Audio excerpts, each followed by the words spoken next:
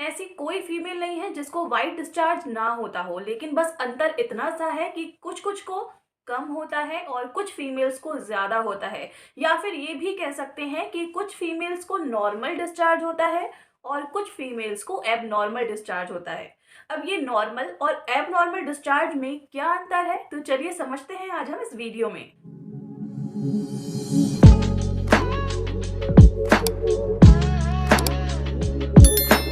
So guys, जैसा कि हम सभी लोग जानते हैं कि हर फीमेल को पीरियड्स होते हैं हर मंथ। अब जब पीरियड्स होते हैं तो पीरियड होने के पहले दिन से लेकर नेक्स्ट मंथ जब तक पीरियड्स नहीं हो जाते तब तक एक साइकिल चलती है। अब किसी फीमेल की वो साइकिल 28 दिनों की हो सकती है, किसी की 30 दिनों की हो सकती है, या फिर इससे ज्यादा दिनों की भी हो सकती है। लेकिन नॉर्मली जो पीरियड साइकिल होती है वो 28 दिन की होती है। तो जिन फीमेल्स की नॉर्मल साइकिल होती है, मतलब कि 28 दिनों की साइकिल होती है, उनमें क्या होता है, जब पीरियड का पहला दिन होता है तब से लेकर जो पीरियड का 14th या फिर 15th डे जो होगा, या फिर ये बोल सकते हैं कि जिन दिनों ओव्यूलेशन होगा उन दिनों फीमेल को व्हाइट डिस्चार्ज होता है, जो कि एकदम नॉर्मल है। और ये एक इंडिकेशन होता है कि आपको इन दिनों ओव्यूलेशन हो रहा है। और ये जो डिस्चार्ज होता है ना, वो एकदम चिपचिपा और एकदम ट्रांसपेरेंट होता है, जस्ट लाइक म्यूकस। और इसका अमाउंट भी ज्यादा नहीं होता, मतलब कि थोड़ा थोड़ा अमाउंट होता है। और इससे आपको कोई प्रॉब्लम भी नहीं होती, जैसे कि इरिटेशन या फिर इचिंग वगैरह। अब जैसा कि ये जो डिस्चार्ज है वो ओव्यूलेशन के टाइम होता है, जब ओवरीज एग रिलीज करती हैं, जब कंसीव करने के बहुत ज्यादा हाई चांसेस होते हैं। तो ड्यूरिंग इंटरकोर्स ये लुब्रिकेशन का भी काम करता है। बट जो एबनॉर्मल डिस्चार्ज होता है वो जरूरी नहीं है कि ओव्यूलेशन पीरियड में ही हो, वो कभी भी हो सकता है। और इससे आपको इरिटेशन भी होती है और सीवियर इचिंग भी हो सकती है। इसमें बहुत गंदी स्मेल आती है और इसका जो अमाउंट है ना वो भी काफी ज्यादा होता है, जिसकी वजह से हमेशा आपको वेटनेस फील होती है और वेटनेस की वजह से इन्फेक्शंस, इचिंग, रेडनेस ये सब हो सकती है। अब जैसे मैंने आपको बताया था, जो नॉर्मल डिस्चार्ज होता है वो एकदम ट्रांसपेरेंट होता है, म्यूकस जैसा। वैसे ही जो एबनॉर्मल डिस्चार्ज होता है वो उसका जो कलर है वो व्हाइटिश हो सकता है, येलोइश हो सकता है, ग्रेइश हो सकता है, ग्रीनिश हो सकता है, रेडिश हो सकता है। और जो मटमैला सा कलर होता है ना, जैसे कि मिट्टी जैसा कलर, मतलब कि बहुत हल्का सा ब्राउनिश, जैसे व्हाइट में हल्का सा ब्राउनिश मिला देते हैं ना, वैसा मटमैला सा कलर भी हो सकता है। अब जो इसकी कंसिस्टेंसी होती है ना वो एकदम पतली भी हो सकती है, पानी जैसी रनी। दूसरी चीज, जैसे हम दही में से पानी निकाल देते हैं तो जो हंकड़ बनता है वैसी इसकी कंसिस्टेंसी भी हो सकती है।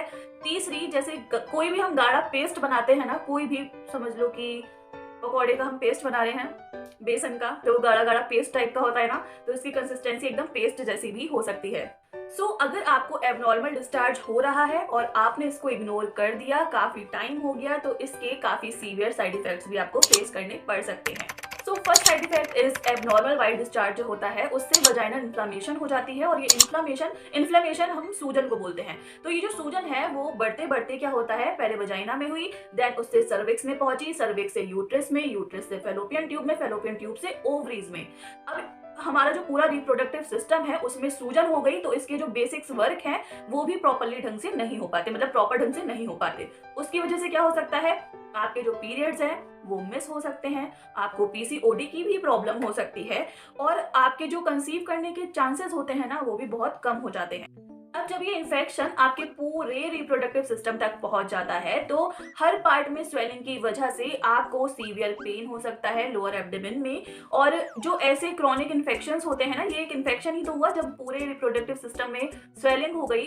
अब ये जो व्हाइट डिस्चार्ज हुआ था वो बैक्टीरियल भी हो सकता है, फंगल की वजह से भी हो सकता है। तो जो भी बैक्टीरिया फिर फंगल की वजह से जो ये व्हाइट डिस्चार्ज की प्रॉब्लम हुई है, तो इसको हम इन्फेक्शन ही तो बोलेंगे ना। तो ये जो इन्फेक्शन है ये अब क्रॉनिक रूप में, मतलब बहुत ज्यादा हाई हो गया, मतलब बहुत ज्यादा बढ़ चुका। तो ऐसे जो क्रॉनिक इन्फेक्शंस होते हैं ना, इनको क्योर करने में थोड़ी सी प्रॉब्लम आती है, जल्दी क्योर नहीं होते। अब चाहे ये व्हाइट डिस्चार्ज की जो प्रॉब्लम है वो फंगल की वजह से हो या फिर बैक्टीरिया की वजह से हो, इन दोनों ही रूप में आपको इसको सही करने के लिए एलोपैथी में एंटीबैक्टीरियल या फिर एंटी फंगल दवाएं दी जाती हैं, जिनको अगर आप लंबे समय तक यूज करते हो तो इसकी अलग साइड इफेक्ट्स आपको फेस करने पड़ सकते हैं। अब इसका जो इलाज है वो लंबे समय तक चलेगा, तो ऐसी कंडीशन में जो आयुर्वेदिक मेडिसिन होती हैं वो काफी अच्छा वर्क करती हैं, क्योंकि ये जो आयुर्वेदिक मेडिसिन होती हैं आप इनको लंबे समय तक ले सकते हो बिना किसी साइड इफेक्ट्स के। इनके कोई ऐसे साइड इफेक्ट्स नहीं होते हैं, इसलिए हम इनको लंबे समय तक बिना किसी टेंशन के चला सकते हैं। मैंने इसके बारे में एक पहले भी वीडियो आपके साथ शेयर कर रखी है, आपको आई बटन पे इसकी लिंक मिल जाएगी, वहां पे जाके चेक कर सकते हो, जिसमें मैंने व्हाइट डिस्चार्ज को थोड़ा डिटेल में समझाया है और इनको हम कैसे क्योर कर सकते हैं। मतलब कि जो आयुर्वेदिक दवाएं हैं उनके बारे में भी मैंने आपको थोड़ी सी जानकारी दी है। तो अगर आप देखना चाहो, अगर आपको ये प्रॉब्लम है और आप चाहते हो कि इसको ठीक करना, कि ठीक हो जाए, तो आप वो वीडियो जाके देख सकते हो। अब इसके अलावा व्हाइट डिस्चार्ज या क्रॉनिक व्हाइट डिस्चार्ज में ये जो फीमेल रेक्सिन या फिर जो अशोका रेक्सिन है, जिसे लोग 2 चोटी वाला सिरप भी बोलते हैं, तो ये बहुत ज्यादा कारगर है। इसके 3 महीने के कोर्स से ही आपकी जो प्रॉब्लम है सही हो जाएगी। इसकी भी मैंने डिटेल वीडियो आपके साथ शेयर कर रखी है, अगर आप देखना चाहते हैं तो आई बटन पे इसकी भी आपको लिंक मिल जाएगी, आप इसको भी जाके जरूर देखें। और अगर आपको ये प्रॉब्लम है तो कोई भी और नुस्खा अपनाने से पहले इस बॉटल को ना एक बार जरूर ट्राई करें। 3 महीने की बात है, एक बॉटल 3 महीने चल जाती है और इसकी प्राइस भी कुछ ऐसे ज्यादा नहीं है।